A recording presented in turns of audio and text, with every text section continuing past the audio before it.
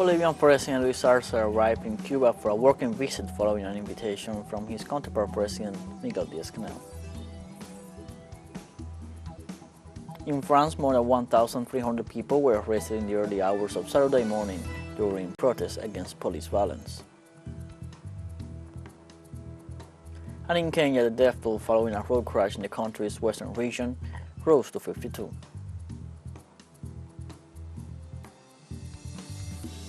Hello, welcome to From the South. I'm Luis Arce from the teleSUR studios in Havana, Cuba.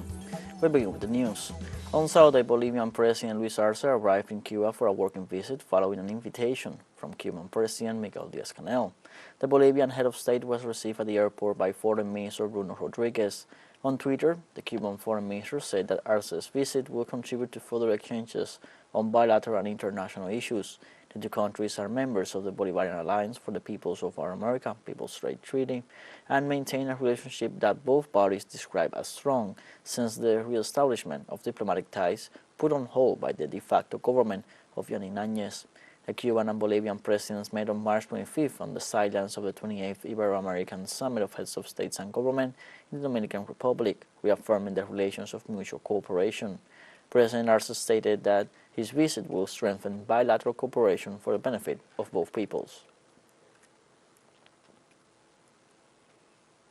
President Andrés Manuel López Obrador confirms that Mexico City's international airport will be entirely controlled by the Navy.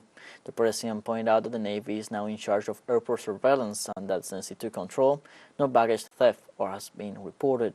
Obrador also informed the Navy is guaranteeing that no smuggling or illegal drugs enter the airport. Airport Director Rear Admiral Carlos Velázquez said that they took control to give order to finances and security, and that in turn they plan to take control of 6 more airports. This will be the second air terminal controlled by the military in the country, the first of them being the Felipe Ángeles Airport in the outskirts of the capital.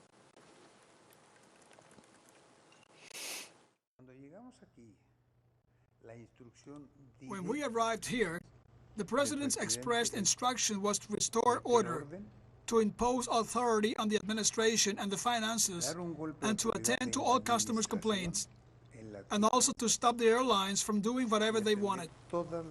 Colombian Vice President Francia Márquez was sworn in as Minister of Equality on Friday at a ceremony in the northern city of Manaure.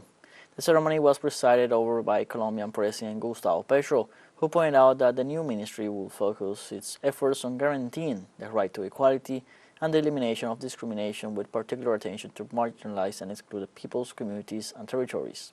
The new portfolio will have a budget of approximately $120 million and will be responsible for 5 deputy ministries: youth, women, ethnic peoples and farmers, excluded territories, and diversity.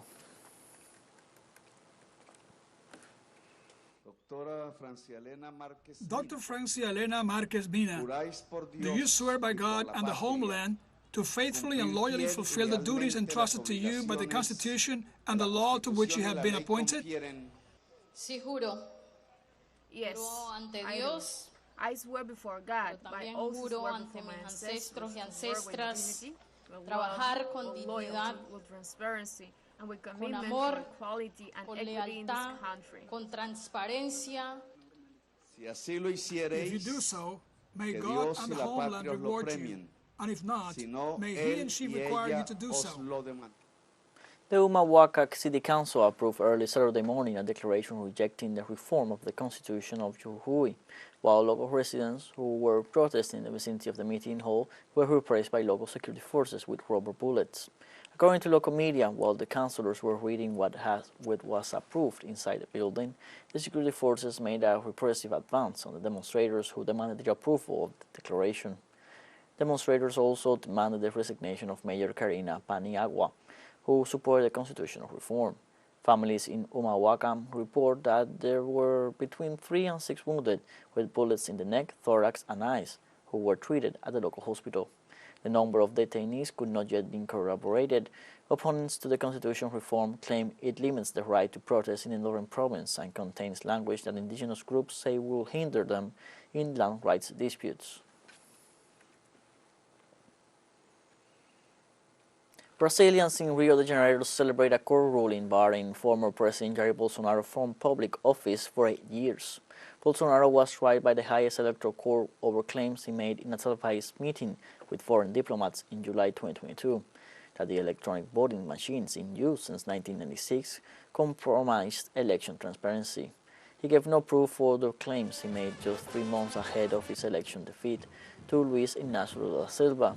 Prosecutors say Bolsonaro's accusations contributed to a violent invasion of the presidential palace, Congress, and Supreme Court in January by supporters angry about his electoral loss. In a verdict that stretched over several days, 5 of the 7 judges of the highest electoral court in Brasilia found Bolsonaro guilty for abuses of power, barring him from public office for 8 years.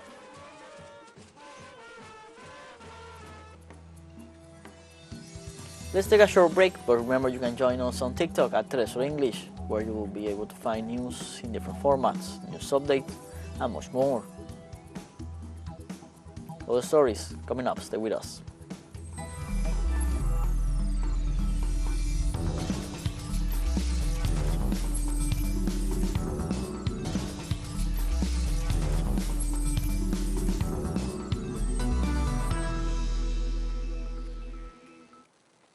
Welcome back from the south.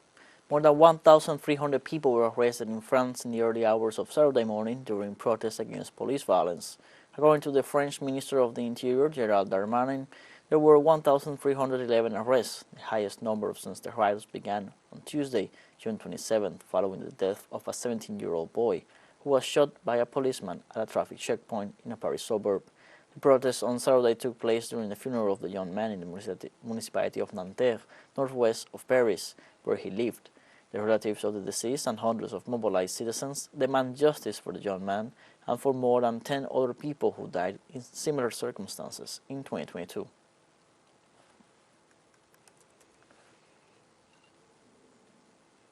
French Economy Minister Bruno Le Maire meets with representatives of retailers, restaurateurs, hoteliers, insurers, and banks to review the consequences of the violence in their sectors after riots following the killing of a 17-year-old teenager by a police officer. On the other hand, President Emmanuel Macron postponed a state visit to Berlin to deal with the urban rioting that has rocked France for the last 4 nights. During the protests, shops were ransacked and town halls attacked in various locations nationwide, despite the Interior Ministry sending out 45,000 members of the police and also armored vehicles to deal with the rioting. The protests over the death of teenager Nahel M., who was of Algerian origin, have again exposed the severe racial tensions in modern France and increased scrutiny on the police, who have long been accused of singling out minorities.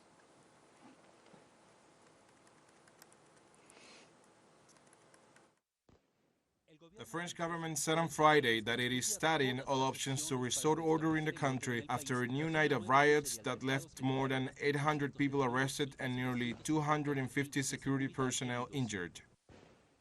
Protests have included riots, arson, and clashes with police forces in rejection of what is perceived as a culture of impunity and a failure to reform law enforcement. On June the 27th, 2023, 17-year-old Nahel from Paris was shot in the chest by a police officer during a traffic stop in the municipality of Nanterre. The local prosecutor's office announced that the police officer responsible for the murder was charged with manslaughter and remanded in custody. The current crisis had a precedent in 2005 when the government of the then President Jacques Chirac declared a state of emergency after 10 days of rioting over the death of 2 teenagers fleeing from police. The crisis erupts against the backdrop of 6 months of demonstrations and strikes since January the 19th, triggered by the pension reform that raises the legal retirement age to 64 and increases the length of contribution required to qualify for a full pension to 43 years. The head of the Spanish government, Pedro Sanchez, pays an official visit to Ukraine on the first day of the nation's rotating presidency of the European Union Council. Sanchez arrived in the city of Kiev, the Ukrainian capital, by train from Poland. Upon his arrival, he held a meeting with the Ukrainian President Volodymyr Zelensky, to whom he expressed his full support, while stressing that this will continue for as long as it is necessary, regardless of its cost. The head of the Spanish government informed that his country plans to allocate 55 million euros, including 51 million financed through the World Bank, to support small and medium-sized Ukrainian companies. He also said that new heavy military equipment, 4 more Leopard tanks, and armored personnel carriers will be sent to Ukraine in the near future.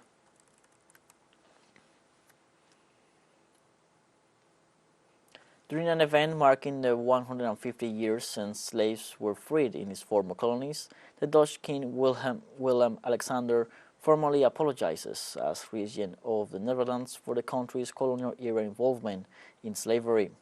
Thousands of descendants of slaves from the South American nation of Suriname and the Caribbean islands of Aruba, Bonaire, and Curaçao attended the celebrations in Amsterdam. A Dutch study released in June found that the royal family earned $595 million in today's terms between 1675 and 1770 from the colonies where slavery was widespread. The current king's distant ancestor, William III, William IV, and William V, were among the biggest earners from what the report called the Dutch state's deliberate, structural, and long-term involvement in slavery. Today, I'm standing here in front of you as your king and as part of the government. Today I am apologizing personally. I am intensely experiencing this with my heart and soul. In the context of the celebration, hundreds of Suriname nationals and people from other former Dutch colonies in the Caribbean took to the streets of Amsterdam on Saturday. The director for the Black Archives, Michel Ezejas, said that an apology would not be enough and should be tied to a form of repair and reparatory justice or reparations. The King's speech follows Dutch Prime Minister Mark Rutte's apology late last year for the country's role in the slave trade. Slavery was abolished in Suriname and the Dutch colonies in the Caribbean on July 1, 1863, but most of the enslaved laborers were forced to continue working on plantations for a further 10 years.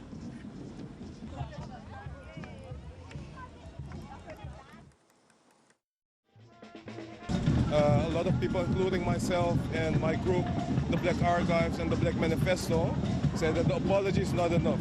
Apologies should be tied to a form of repair and reparatory justice or reparations. You could forgive them, but you will never forget. It's part of your culture. So yes, of course we have to forgive, because otherwise it will not be good. teleSUR English launches its own videos on demand site for you to go and revisit our interviews, top stories, special broadcastings, and more. Just go to the top left corner in our website homepage and click on the video option to access our VOD platform, where you can even revisit this news brief. Now we'll have a short break. Stay with us.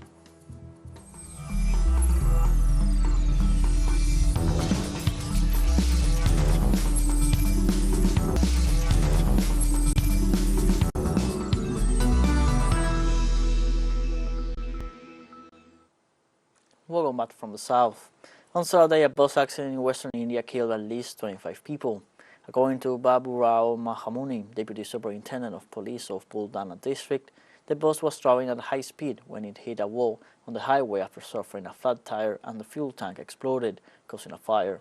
The source says at least 25 of the 33 passengers on the bus died in the accident, which occurred around 2 a.m. on the highway between the cities of Nagpur and Pune. Road accidents are common in India, and officials say around 150,000 people die each year in such incidents.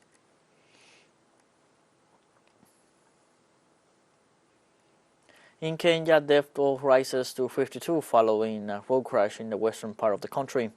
Mr. Eric Mutai, governor of Kericho County, where the accident occurred, gave an updated death toll of 52 and said it included 31 men, 18 women, and 2 children.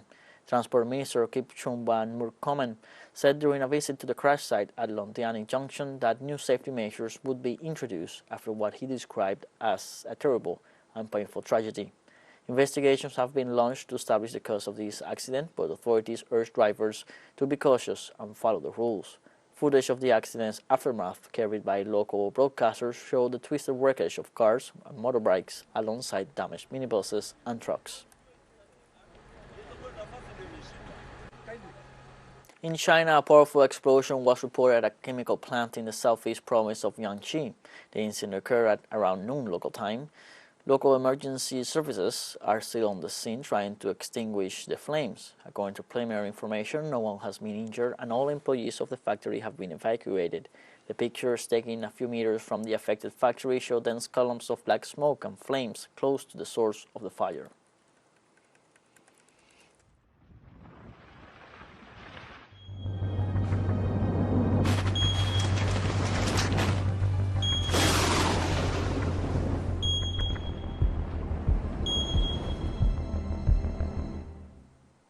In China, heavy rains wrought havoc in several areas of Hunan province. The rains caused extensive flooding of streets, residential buildings, and agricultural facilities.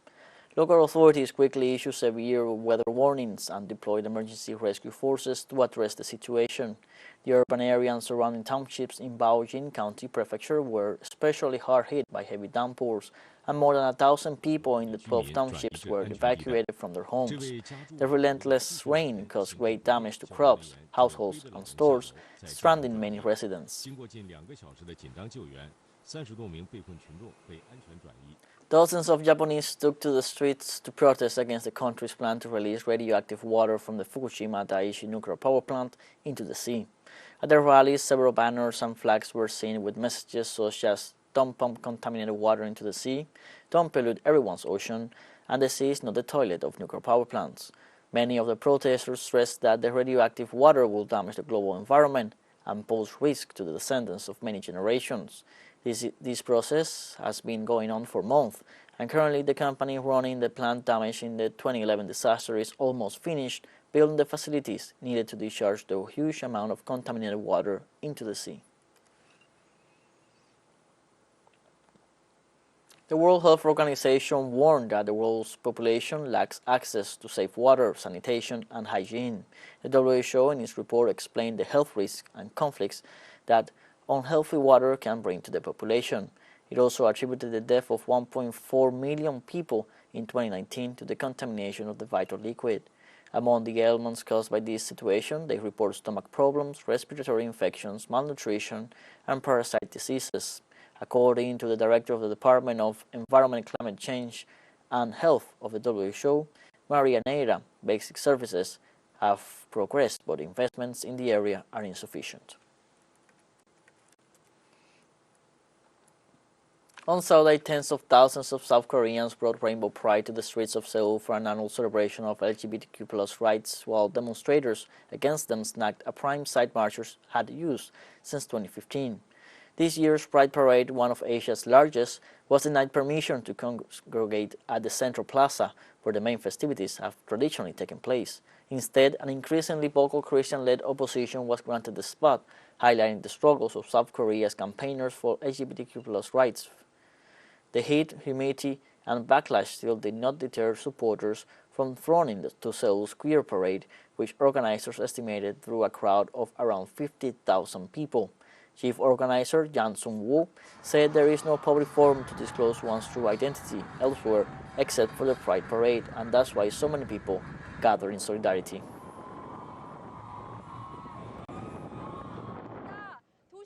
The reason why it's important to have the parade in the city center is because if people don't see LGBTQ people in the city, they think there are none around me. There is already a big sexual minority in Korean society, but there is no public forum to disclose one's true identity elsewhere except for the Pride Parade, and that's why so many people are here today in solidarity. We have come to the end of this news briefing. You can find these and many other stories on our website at telesurenglish.net. You can also join us on social media, Facebook, Twitter, Instagram, Telegram, and TikTok.